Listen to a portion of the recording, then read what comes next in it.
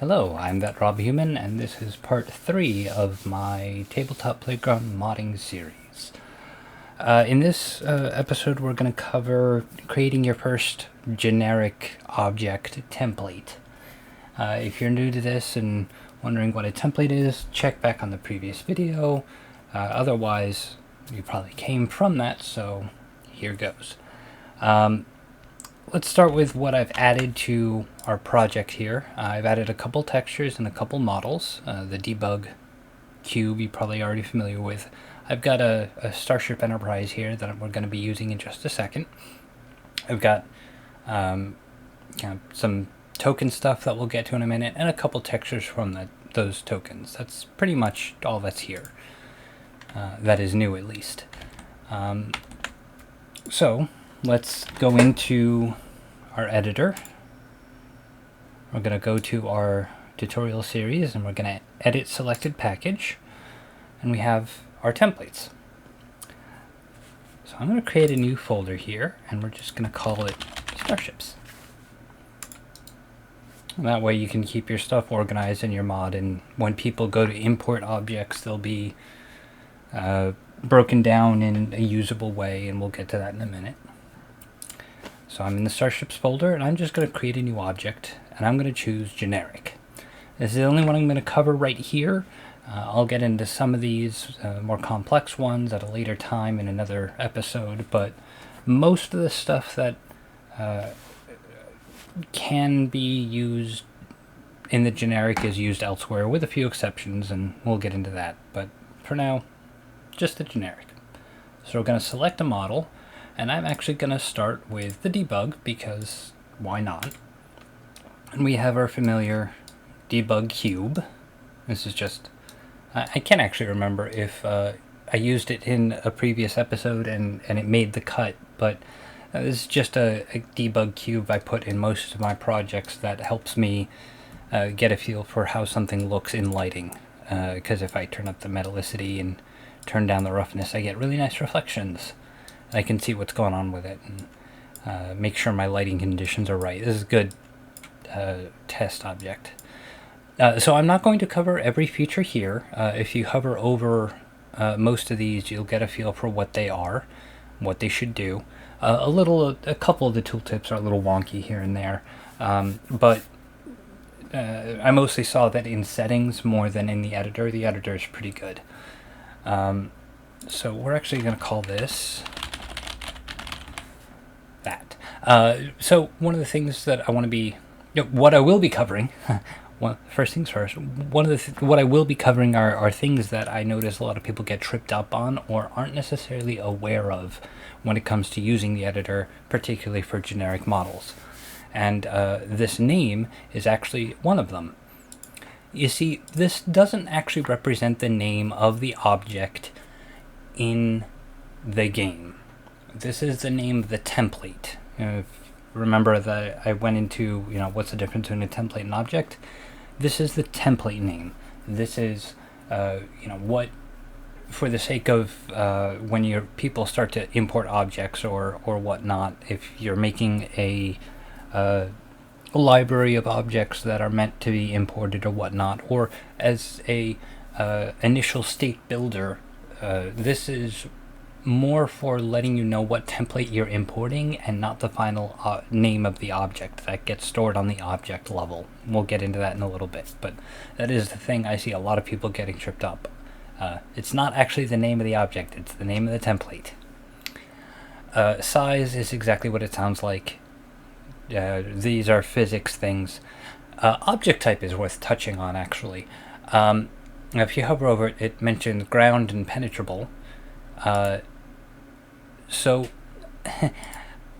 a good way to think of these three options, and it's really kind of 2.5 options, but I'll explain, is kind of like layers in Photoshop, where if you're on one layer, you can't modify the contents of another layer. And it's the same thing with this. If you're in regular mode, like if you're on the regular layer in game, you can interact and move around objects of type regular. But you can't interact with objects that are ground type. And you can switch modes into ground mode so that you are modifying the ground layer, quote unquote, such that you can then interact with ground objects but not regular objects. Now, begs the question, why would you want to do this? A really good example of this is actually in the Twilight Imperium mod, where game components like tokens and ship models and cards are all regular objects, but the map hex tiles are actually ground type objects, so that you don't accidentally pick up a ground object when you're trying to click up a ship object. So we put those in the ground mode, or the ground type, so that in order to interact with them, you have to explicitly go into ground mode and then pick them up. So it's a really good way to kind of isolate the two different layers of your objects. Another good example here is if you want a chessboard, you could make that into a table, like bake it right into the table model, or you could have a game board be on the ground layer such that if they're in regular mode, they never interact with the game board. Penetrable is kind of a halfway in between, where it's on the regular layer, but it doesn't collide with anything else that is on the regular layer or are penetrable. I don't see this used as often, but where I found it to be really helpful are in things like war games, where you've got your squad of space marines. Games Workshop, don't sue me.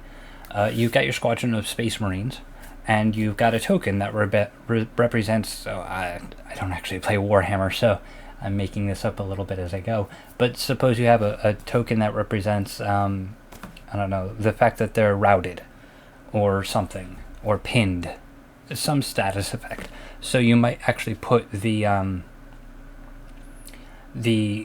token that represents that in penetrable mode, so that it doesn't actually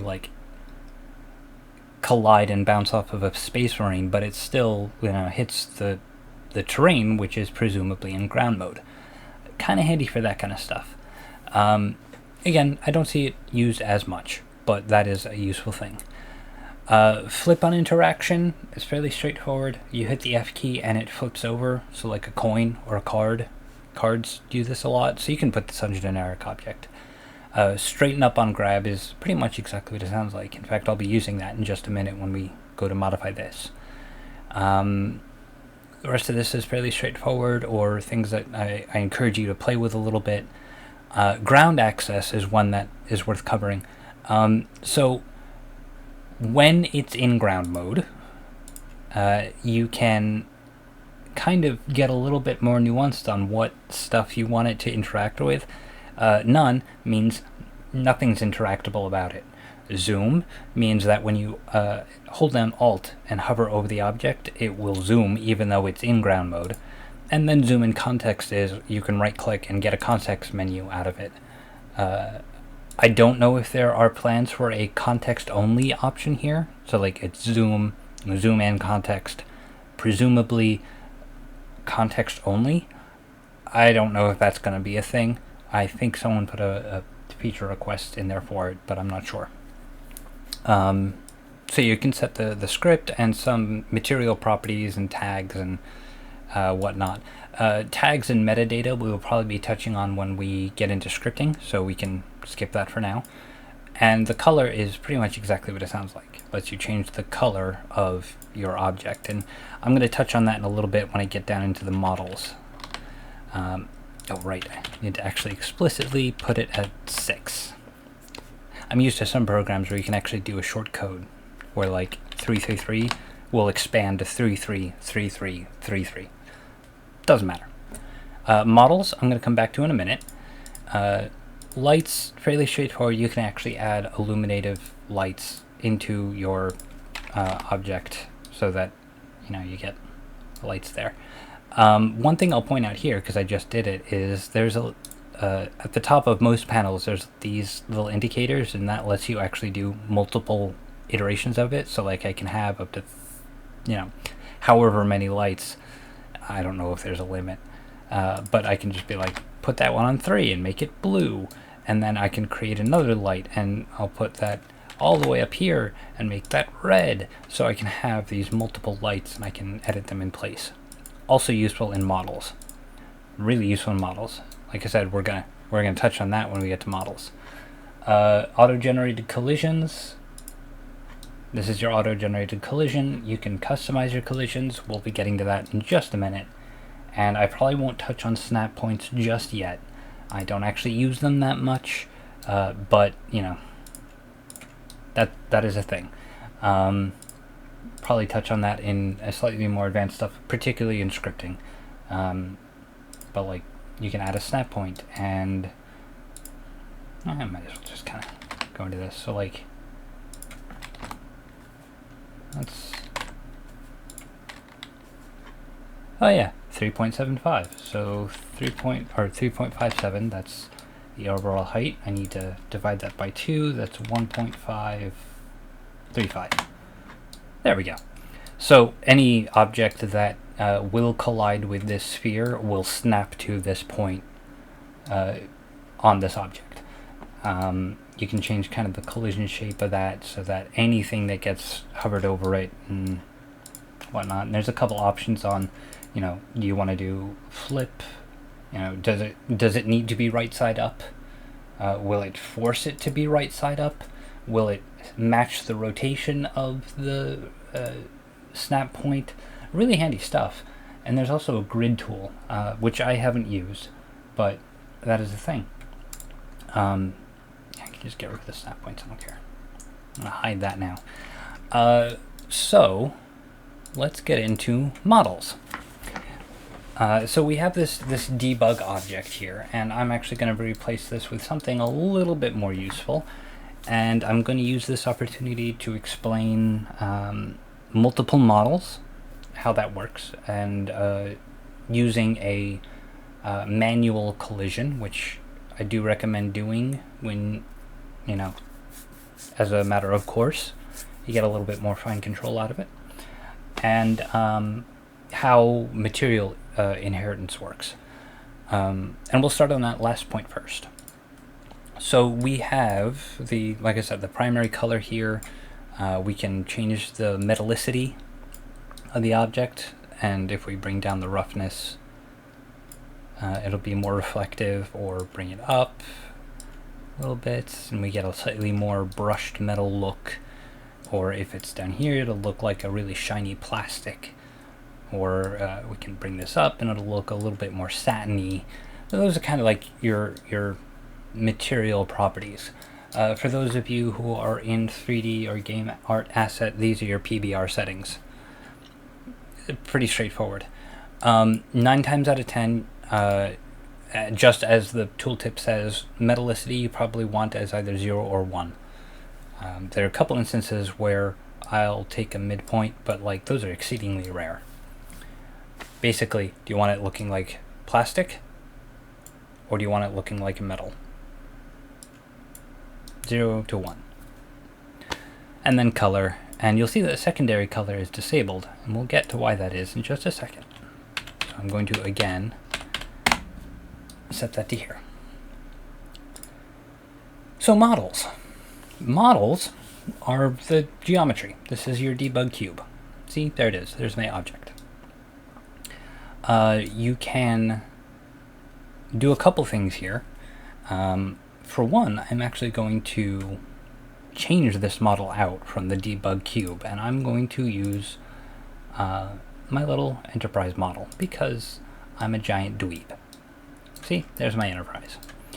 So just as up here, and I'm gonna glaze over some of these textures here in a minute, and that's because this model isn't UV unwrapped, so textures would have no effect on it really.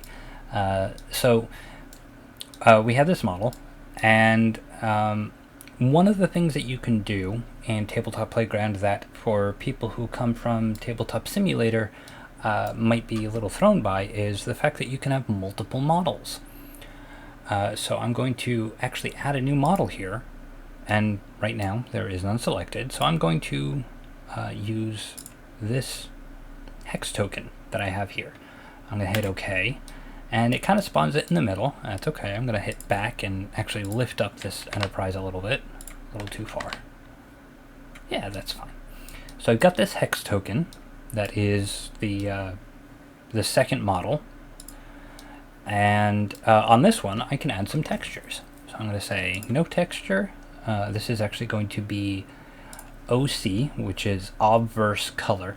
Now, one thing I actually recommend here is, and I'll show you the textures in just a second here. One of the things that I recommend doing is coming up with a consistent naming convention for your textures. So, for example, I've got token hex test, which is just the name, underscore OC. O meaning obverse, meaning the front side. C meaning color. OM is obverse mask or material. We'll get to that in just a second. And RC is reverse color.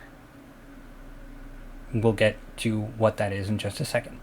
So I'm going to use this OC here, and yeah, there it is. And I'm actually going to rotate that by 90. By negative 90. There we go. So the triangle is pointing towards the front of the ship. Cool. So these are your transformation tools. You can scale them up and scale them down as you see fit. I don't actually recommend playing with scaling all that much. I am a strong proponent of model your 3D assets in true scale. So like this hex token is actually 1 inch in diameter. I think that's what I modeled it at. So I would stay away from scaling as much as possible. Some transform matrices get a little wonky from time to time. So that's a thing. You can play with some translucency here, so I can make that kind of see-through. That's a little more render intensive, so I would stay away from that unless you know what you're doing with it. But if, like, I don't know, you want a holographic effect, there you go. You can make this look slightly more holographic-y if you want. Again, wouldn't recommend that. Visible from reverse side, I'll actually show you exactly what that does on the hex token. If you actually flip this over, you'll see that it's only half a token. I did that very intentionally here. It's only the top half of the token, in fact. And if I were to turn on visible from reverse side, you'll see there's the other side of the faces. So if you model your things to only have one face when you want to have both faces, turn on visible from reverse side. However, there is a performance hit there. It has to render everything twice. So if you've got a high poly model, you're rendering every face twice instead of once. Just model better in that case. But here's the reason why I did this. I've modeled this. In fact, I'm going to bring this open in 3ds Max purposefully so that it's only half the model. In fact, you can see it right on the center line. The reason I did that is I can copy this model and flip it over.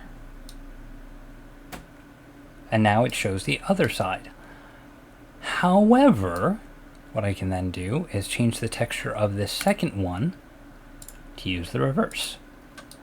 And that's the reverse texture. It's got the little Starfleet logo on there.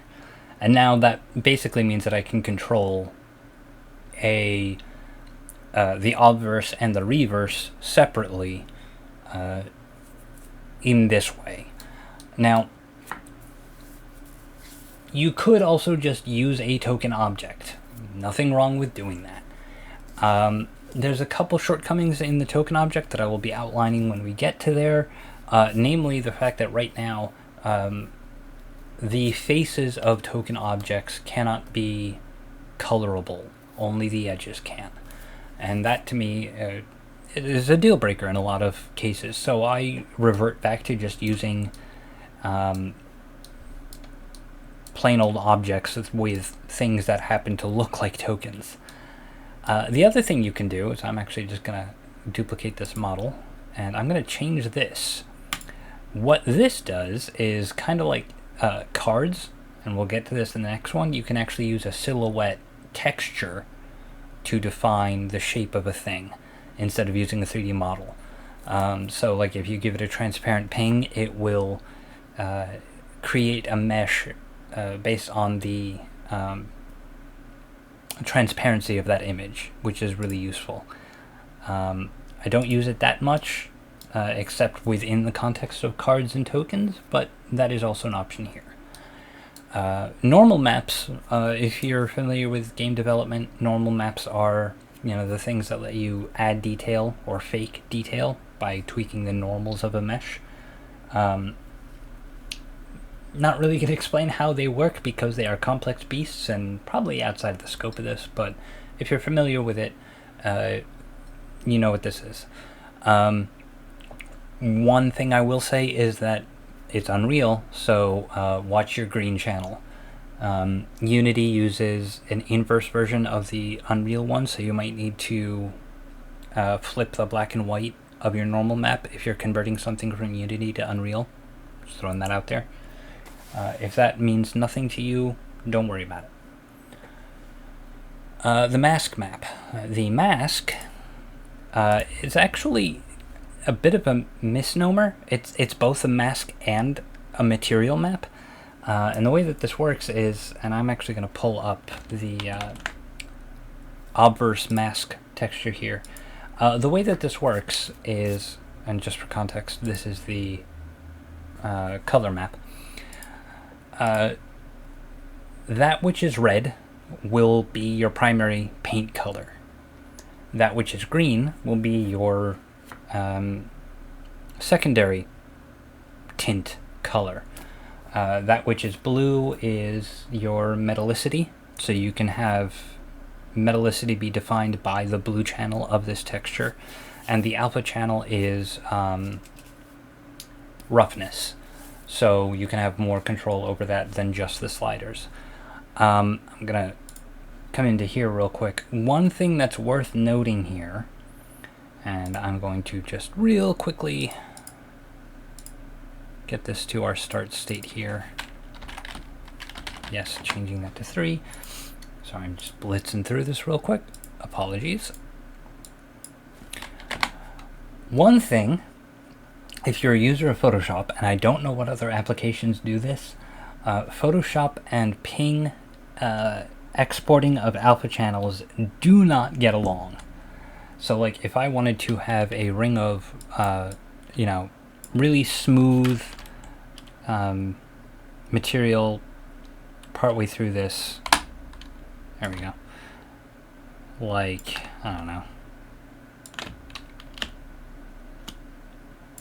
sure, why not?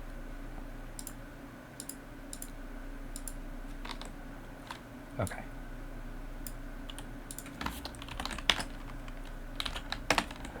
So this texture basically will say 0 roughness in the black and 1 roughness in the white area, the white band.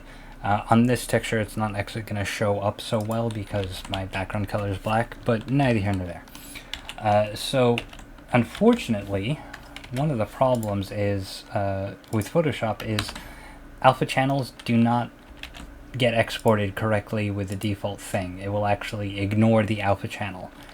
The way around this is actually to use a program called Super Ping. It's not a program, it's actually a Photoshop plugin. It's an alternative to the default save as ping dialog. In fact, I think I have it here. Yeah, Super Ping. So basically, if I save this, it asks, do I want to use transparency as the alpha channel, which is what Photoshop typically does, or do I want to use the alpha channel? If you're using a roughness texture in your alpha channel, you want to use the alpha channel, clearly. So I would recommend grabbing this. I'll put a link in the description. If you are a Photoshop user and you don't want to use Targa or TGA files or JPEGs, you don't want to use JPEGs because lossy compression, just don't do it. It's bad. Anyways, tangent aside. So I'm going to set this mask, and this is going to be OM for obverse mask. And it looks like nothing changed. Well, the secondary color is actually now available, which is cool. Oh, I've got the wrong mesh. Oh, I broke it. Okay, hang on. Backtrack. RC. Right, I was modifying the reverse mesh. Now we're on the obverse mesh. Now I can change this mask. Cool.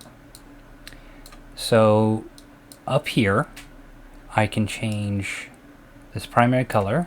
Let's change it to red. Sure, you know. Now there's a white band around here. I could tweak the color textures to be a little bit more precise about that. I'm not that worried about it for now. You know, if I'm a little more careful about how I lay out my masks, that would not be a problem. So I'm gonna also change this to blue, and oh, it changed my primary model to blue as well. Well, that might be a desirable thing, but maybe it's not. Like, maybe I want you know, just this hexagon to be the thing that gets changed, and I don't want the enterprise model itself to be changed by the primary color. Well, to do that, I can actually come down to the enterprise mesh and hit use object defaults and uncheck that. And then I can set that separately. So I can be like, let's make this nice and metallic and kind of shiny. And notice all my bad normals on the mesh, because this is a really old mesh. All the triangles. Don't worry about that. That's bad modeling on my side. Not anything wrong with the program. So yeah, okay, we got our vague, kind of coppery, or even, let's go with brass. That's good. Slightly gold. Sure. So we can control the materials of each submesh separately from the primary mesh. Now this may or may not be a problem, and I'm actually going to straighten up on grab and make sure this is in regular mode. I'm going to save this real quick. This may or may not be a problem. The reason why is because when you go into the game, when you start tweaking colors, the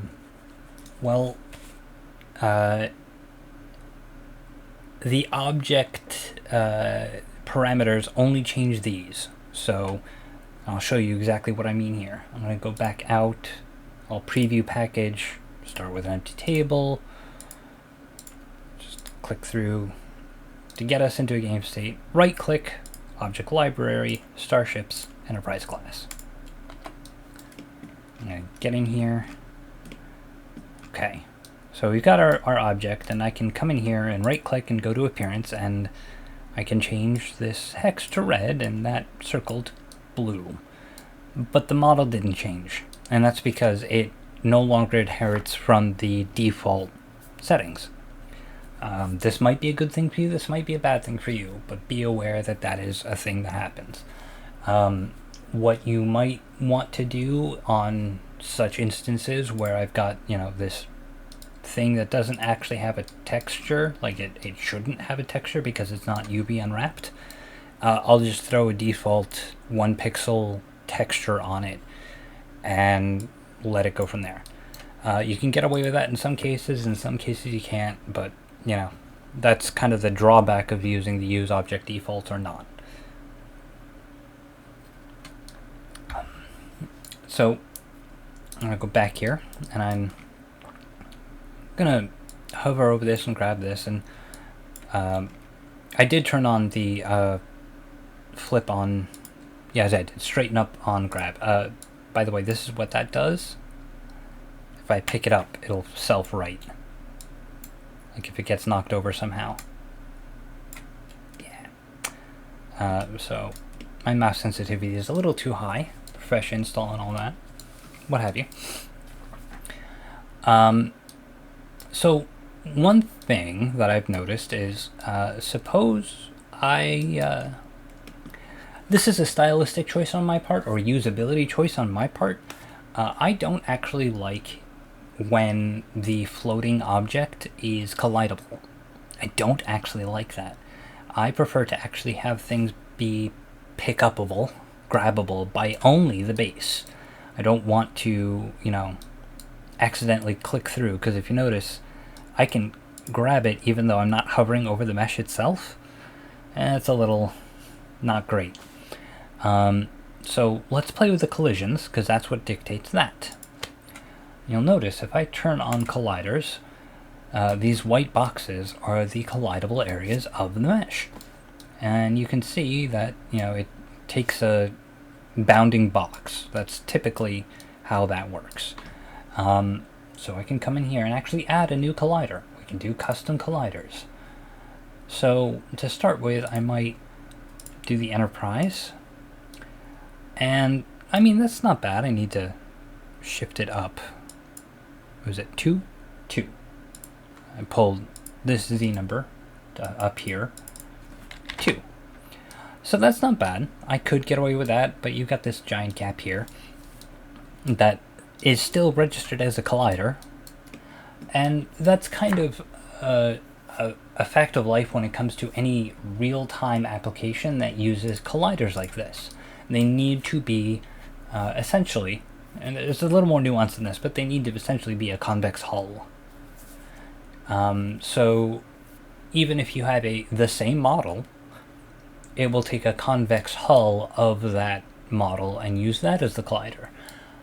You can get away with this in a couple ways, or you can get around this in a couple ways. One, you can you can live with it, or you can add multiple colliders. So I could actually add a cylinder mesh here and 2 different cylinder meshes here and there, and they'll all be convex in their own way, but they'll all be separate meshes. That can work. That gets particularly useful if you've got pieces that need to interlock in certain ways. Gets a little fiddly here and there, but like that is an option. However, I don't actually like doing that all that much because it's expensive and it's a lot of meshes to coordinate, because I've got to have a different objects file or different OBJ file for each collider, sub-collider as it were. So I will only do that when absolutely necessary. For myself, what I actually prefer, and this is that stylistic thing that I was talking about, I actually prefer to use a dedicated collider mesh that is just, what is it, negative 90? Negative 90. That is just the base. So I can no longer grab it by the 3D model. I have to grab it by the base. And to me, that's actually a good thing. I prefer all my standees and models to do that, because then I won't accidentally grab a space that isn't, grab the model by a void. That's weird to me. It's kind of a little bit more intuitive to me to grab it by the base. Your mileage may vary, but if you've got a complex mesh, it can be worth it to just enforce that. It also changes the physics a little bit. Like I can toss that and it'll just slide because all the quote-unquote mass is at the bottom, because that's where the collider is. It's a little weird, but honestly, I kind of like that too. It makes it less likely that it'll tip over, but that's my personal preference.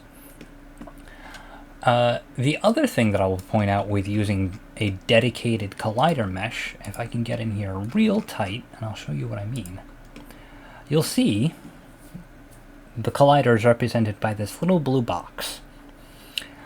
And that's significant. Or the thing that is significant here, I should say, is that it is slightly smaller on the outline. Like, it's the same height, but it is slightly smaller than the mesh itself. And this is a thing that I encounter a lot in especially hexagons and squares, where you need them to line up in tiles in a periodic way. So like, to go back to Twilight Imperium, the hexagonal map, they follow a grid and they are tightly packed. But if you leave the default collider, or even have the collider that is the same size as the mesh, when you go to like grid tile them, they might actually land on top of each other.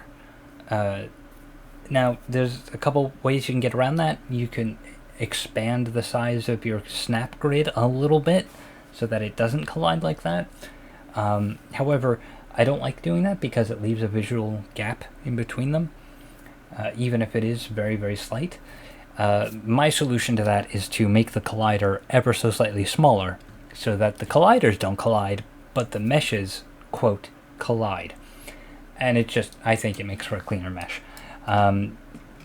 In my token pack, which if is not out already, will be coming soon, in which I create a bunch of these prefabricated tokens for people to just use. All my colliders are set up that way. So there's a slight, like, I think I made it like 0.05 millimeters thinner. So it's got an inset of 0.05 millimeters on every edge, and that's enough that Tabletop Playground won't actually let them overlap, I think. I might actually increase it to 0.1 millimeters because I'm, particular. So that's actually one of the big benefits of doing colliders like that. To encapsulate all of this, ground mode and regular mode are for acting on different layers. In fact, I can actually illustrate that right now. I'll do this ground. Save, go back. I can't interact with it. It isn't until I hit G, or I'm in ground mode, where I can interact with it. And if I actually import the cuboid is in regular mode. Can't interact with it while I'm in ground mode, but if I'm in regular, can't interact with this, but I can interact with that. Really useful. And they will collide with each other. I mean, obviously, I don't have the...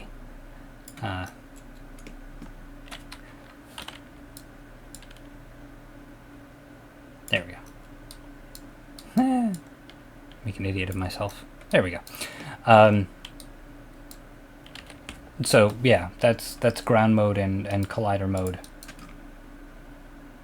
Right, ground. I'm gonna change that out of here before I confuse myself some more. So like map tiles and whatnot, I would put in ground. That's basically what I'm saying there. And if I really want to, see, regular cursor, it won't collide with other. It just passes right through, which is limited of use, but when you need it, it's really handy. This does not use a conformal collider, so that's why I'm struggling to pick up the token here, because it's got the bounding box collider. The curse of the bounding box collider. It's great. See, convex hull. There we go. But now it's a little more, has a little bit more discretion. Anyways, so yeah, we have ground and regular mode. Use those when they are necessary. They are come to great effect. You've got your material settings, multiple models that you can set up to inherit materials or not. Make use of your textures, and like I said, these are pretty self-explanatory if you hover over them. They kind of explain what they do. Emissive basically makes things look like they're glowing. In fact, I think I can actually just use this. Yeah, see? Looks like it's glowing. It's really handy. It's really useful. And really fun. And then colliders. If you're okay with the, bounding box, cool. If you're okay with a conformal convex hull, that's fine. Or if you want to have a little bit more control over your colliders, you can do something like that.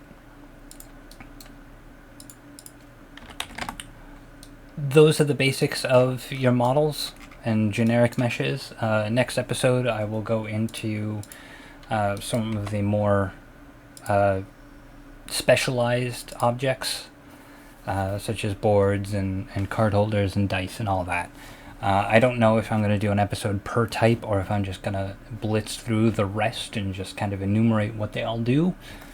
But that's pretty much... Actually, I think I'll probably need to dedicate an episode to card and tile/tokens, even though they're actually the same thing.